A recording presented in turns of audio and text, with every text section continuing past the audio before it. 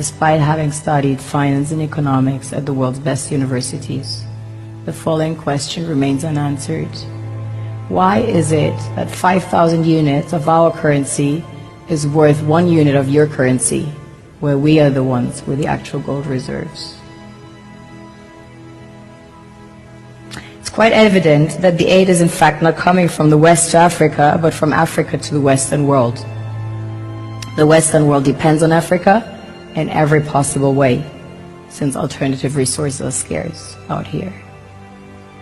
So how does the West ensure that the free aid keeps coming?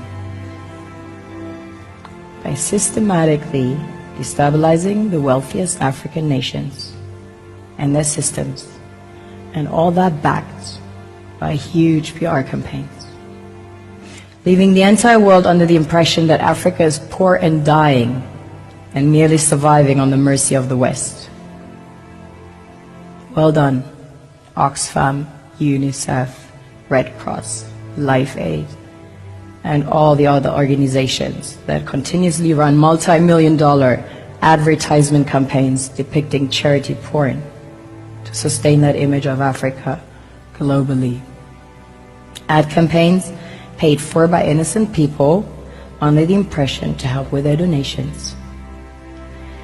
While one hand gives under the flashing lights of cameras, the other takes in the shadows.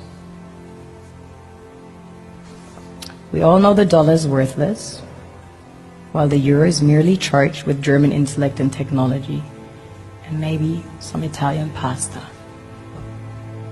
How can one expect donations from nations that have so little? It's super sweet of you to come with your colored paper in exchange for our gold and diamonds. But instead, you should come empty-handed, filled with integrity and honor. We want to share with you our wealth and invite you to share with us.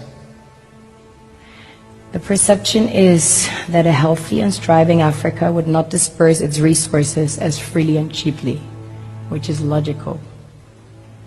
Of course, it would instead sell its resources at world market prices, which in turn would destabilize and weaken Western economies, established on the post-colonial free meal system.